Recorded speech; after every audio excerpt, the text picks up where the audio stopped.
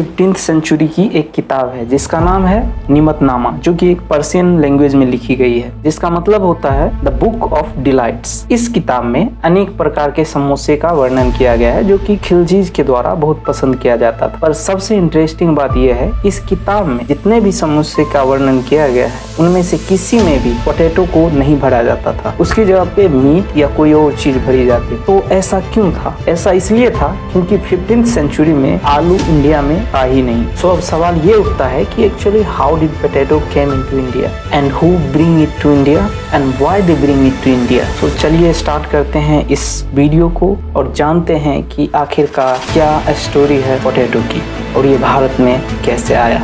So let's start. बात है लगभग 16th सेंचुरी की। लैटिन अमेरिका में एक देश है जिसका नाम है पेरू, और इस देश में ही सबसे पहली बार पोटैटो उगाया गया था। क्योंकि 16th सेंचुरी तक अमेरिका की खोज नहीं हुई थी, इसीलिए किसी को भी नहीं पता था कि पेरू एक देश एग्जिस्ट भी करता है। अब पेरू के बारे में ही नहीं पता था तो वहाँ पे उगने वाले पोटैटो के बारे में भी दुनिया को कोई खबर नहीं। अगर आपको याद हो तो इसी समय यूरोप से बहुत से समुद्री यात्री भारत की खोज के लिए निकले थे, जैसे कि आपने क्रिस्टोफर कोलंबस का नाम तो जरूर सुना होगा, जो कि इंडिया की खोज के लिए चले थे पर गलती से वो अमेरिका पहुंच गए और इस तरह से अमेरिका की खोज हुई थी। और अमेरिका की खोज के होने के साथ ही पेरू की भी खोज हुई।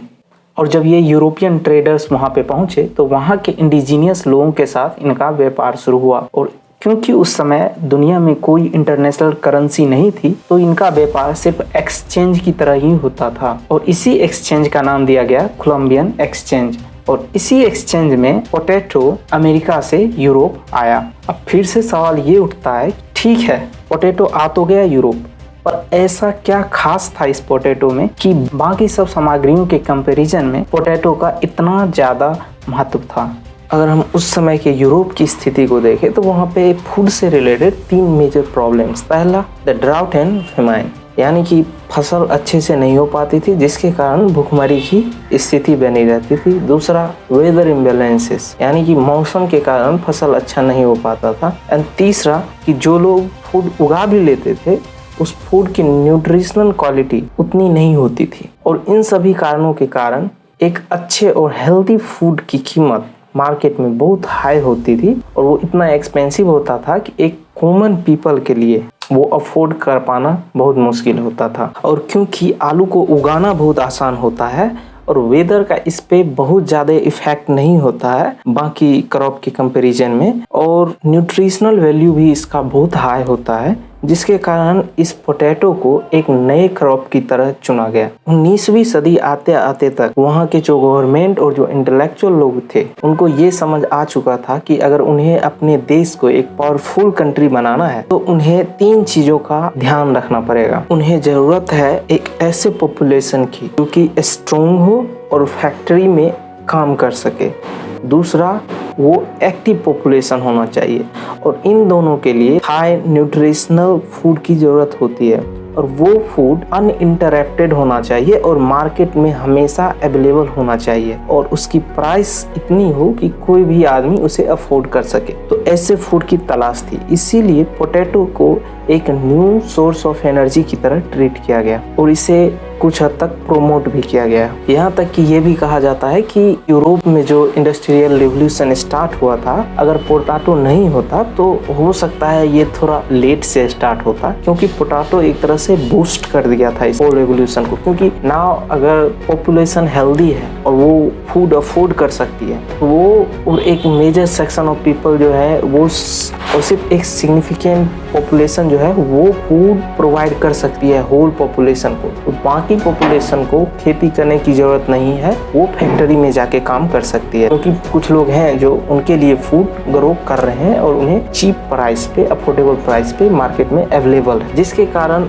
हर आदमी को फूड मार्केट में अवेलेबल तो है ही, प्लस एक अफोर्डेबल प्राइस पे अवेलेबल है। तो बाकी लोग को खेती करने की जरूरत नहीं है, वो लोग जाके कोई दूसरा काम कर सकते हैं और फूड तो उन्हें अवेलेबल है ही मार्केट में। नाउ अगर हम इंडिया की तरफ आए तो उस समय में इंडिया की क्या कंडीशन थी और आखिरकार आलू यूरोप से इंडिया कैसे आया। और अब हम जानते हैं कि 18th सेंचुरी तक ईस्ट इंडिया कंपनी, जो कि एक ब्रिटिश कंपनी थी, वो इंडिया में पैर जमा चुकी थी। वैसे तो भारत में सबसे पहले आलू को पुर्तगीज और डच लोगों ने लाया, पर वो लोग इसको एक मास स्केल पे प्रोडक्शन नहीं करवा पाए और जिसके कारण इससे एक बिजनेस भी नहीं बन पाया। परंतु 18th सेंचुरी आते आते तक अब ब्रिटिश के हाथ में इंडिया का लगभग पावर आ चुका था, जिसके कारण ये इसका मास स्केल पे प्रोडक्शन करना शुरू कर दिए। और इसके कुछ कारण थे, जैसे कि इंडिया में कॉन्स्टेंटली बहुत सारे फेमाइन आती थी। हमने आलू को इंडिया में प्रमोट किया, जैसे कि एक बताते हैं कि हमने आलू को ट्रांसपोर्ट टैक्स से हटा दिया, यानी कि अगर आप आलू का ट्रांसपोर्टेशन करते हैं तो उस पर जो टैक्स लगता था वो आलू पे नहीं लगेगा। दूसरा कि उन्होंने ये भी बोला है कि हमने किसानों को बहुत सारे प्राइजेस दिए ताकि वो आलू को मास स्केल पे प्रोडक्शन करें। स्कॉटिश मिशनरी और नेचुरलिस्ट थे जिनका नाम था डॉक्टर बेंजामिन हे ने, उन्होंने प्रपोज किया था कि आलू को मास स्केल पे ग्रो किया जाए और इसे फूड की स्कार्सिटी आती है तो इस आलू को हम लोग उसके लिए यूज कर सकें और उसको प्रिवेंट भी कर सकें।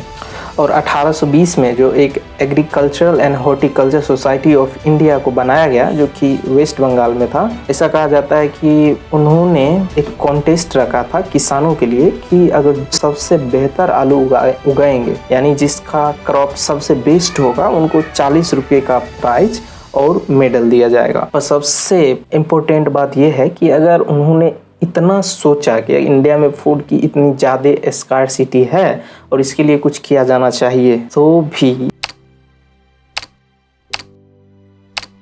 बट सबसे इंटरेस्टिंग बात यह है कि जब हम आज़ाद हो गए 1947 में, उसके बाद एक भी फेमाइन नहीं आई है इंडिया में। पर सबसे बड़ा सवाल ये है कि क्या इंडिया में जो फेमाइन आ रही थी वो फूड के कारण आ भी रही थी या नहीं। And one more interesting thing ये है, जब ब्रिटिश भारत को छोड़ कर गए 1947 में, उस समय भी इंडिया में आलू की प्रोडक्शन, वर्ल्ड के आलू की प्रोडक्शन की मात्र 1% थी। जब हमारा देश आजाद हुआ था उस समय सिर्फ 1.5 मिलियन टन पोटैटो प्रोड्यूस कर पा रहे थे, वहीं आज हम 2022 में 54 मिलियन टन पोटैटो प्रोड्यूस कर रहे हैं।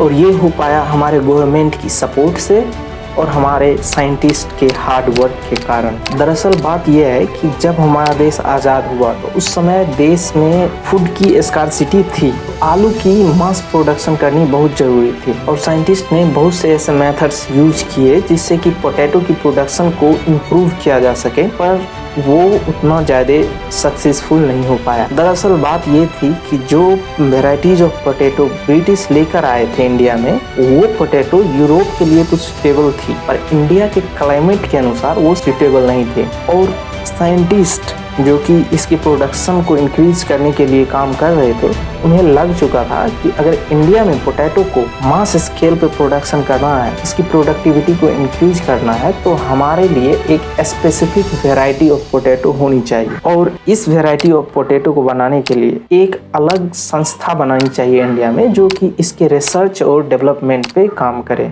और एज ए रिजल्ट 1949 में central potato research institute Patna में बनाया गया, लेकिन बाद में इसे शिमला में शिफ्ट कर दिया गया। और इसी इंस्टीट्यूट के रिसर्च और डेवलपमेंट के कारण हम पोटैटो को आज इस स्केल पे ग्रो कर पा रहे हैं। तो ये थी स्टोरी पोटैटो की कि कैसे पोटैटो अमेरिका से, यूरोप से होते हुए इंडिया तक आई और इंडिया में इसकी क्या जर्नी रही। तो आज के लिए बस इतना ही। If you like the video please share and subscribe. Thank you.